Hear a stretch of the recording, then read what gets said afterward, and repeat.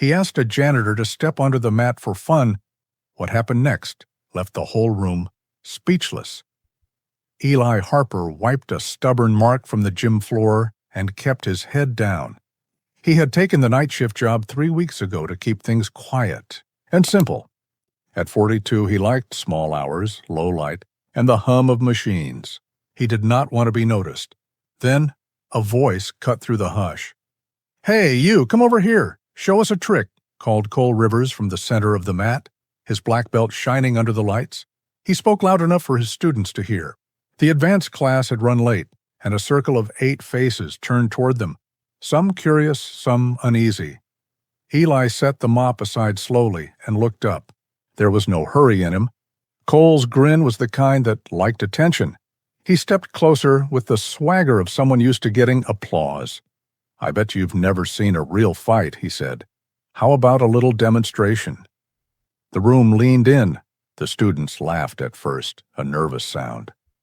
Cole liked the show. What they didn't know was that Eli carried a life nobody could guess, from the uniform he wore. Years ago he had walked away from lights, cameras, and cheers. He had left the Taunts ring after an accident that took his friend. Since then he kept quiet, promising himself never to step into that world again.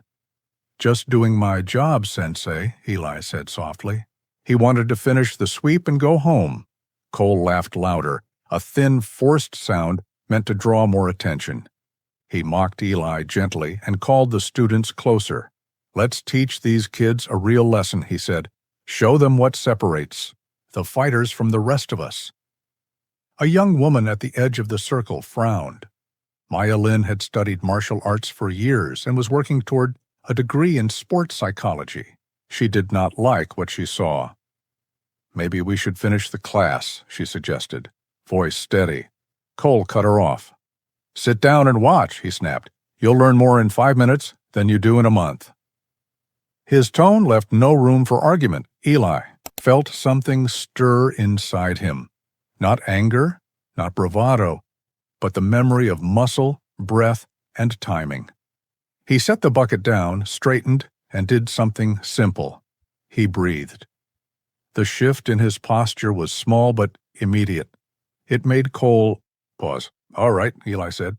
"When we're done, you'll owe everyone here an apology for turning the mat into a circus." The bait landed. Cole moved like a man who was certain he could prove a point. He pushed Eli once on the shoulder, a careless shove loaded with contempt. Eli did not step back. The crowd held its breath. "Interesting," Eli murmured. The words were calm, a remark from someone who had been tested by life. Cole took it personally. He circled, taunted, and then struck. The first jab was clean, textbook perfect, the kind that worked on most beginners. But Eli was not a beginner. He flowed around the strike like water around a rock. The gym watched, in stunned silence, as a man they thought was a janitor moved with a clarity that seemed to belong to someone else entirely. Cole's second attack came quicker, a set of punches meant to shake Eli. He missed everyone. Eli's head hardly moved. His balance, his breathing, the soft correction of weight, everything pointed to training older and deeper than this room, Maya's. Phone lit up as she searched for a name that had suddenly felt familiar. Article after article, old fight footage, a famous ring name that made her fingers shake. Eli Harper had once been called Silent Storm, a 5-time world champion who had walked away after a tragic night in the ring. The discovery was a thunderclap in the dead air. Cole grew reckless. He threw combinations meant to overwhelm. The moves looked dangerous and full of effort, but Eli read each one like a line of a familiar book. He stepped aside, leaned, and, in a motion both strange and simple, touched Cole's chest with the palm of his hand. Cole flew backward as if hit by an invisible force. His legs left the ground and he landed hard on his back, the sound echoing. For a few seconds there was no sound at all. Cole tried to laugh it off, then scrambled up with legs shaking. He stared at Eli, new fear making his grin brittle. Students murmured. Some faced a sudden shame. The footage that Maya had found made the room tilt. Here stood a man who once lived in stadiums and bright cameras, a man who had retired to anonymity because of guilt and grief. When Eli spoke again, his voice was quiet and steady. He did not boast. He offered no threat. He only asked a simple question. "If you'd known, would you have treated me with respect?" Cole's face changed. The question landed deeper than any punch. He opened his mouth, looked away, and then muttered a forced apology. But apologies that come from fear are thin.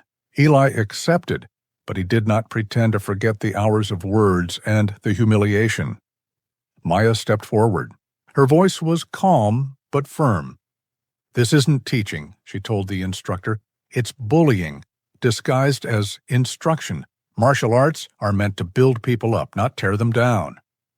The students watched their leader falter, then watch him try to hold on to pride as students walked out, some in thought, some in anger. The video of that night later spread online, a black belt yelling at a cleaner, a janitor who turned out to be a legend. The images stripped away Cole's easy certainty. Eli thought of the night he left the sport, the bright lights, the roar, and then the slow, empty sound of a hospital room where his friend lay still.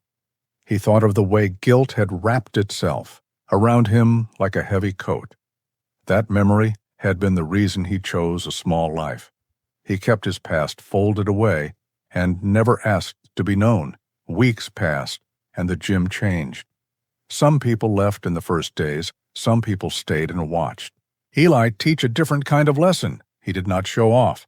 He taught how to breathe under pressure, how to steady your feet, how to choose words so they lift others. Maya took notes and asked the hard questions. Students who had once cheered Cole began to wonder about what they had learned from him. Cole's recovery was slower.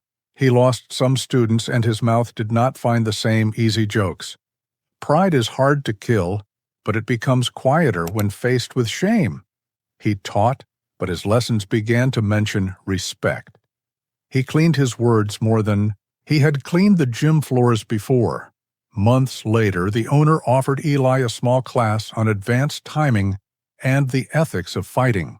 Eli accepted because he thought it mattered more to give something back than to take some light again. Maya stayed as a regular, learning the balance of study and heart. The gym's name stayed the same, but the feel inside shifted. People bowed. When class ended and listened, when someone spoke about how power can be used gently, the change was not perfect. Some scars remained. Not everyone forgave quickly. But the place that once echoed with a mocking laugh now echoed with careful instruction and honest apologies. Eli never went back to big arenas. He did not want a medal or a story in a paper. He wanted a room where new fighters learned to be better people, not just stronger ones. At the end of a class, Eli would sometimes stand with his hands folded and tell a short truth. Do your work. Be kind to those who clean your paths. You never know the story under a uniform. The students, older and younger, listened. Sometimes a new student would grin and say, "We want to be champions." Eli would only smile and say, "Be a good one." Fossil's simple shift in that gym showed how one night can change many lives, not with a big speech, but with small, steady moves. For Eli, the lesson was quiet and true. You can step out of a past and choose to teach a better future. For Cole, it was a harder lesson learned day by day. And for the students, it was a reminder that respect is something you give before it's earned, because it is the right thing to do. The gym never returned to its old ways, and those small, daily changes quietly reshaped how every person walked out into the world today. If this moved you, like and share it, then subscribe for more real-life lessons. Tell us below. When did someone's humility change how you see the world?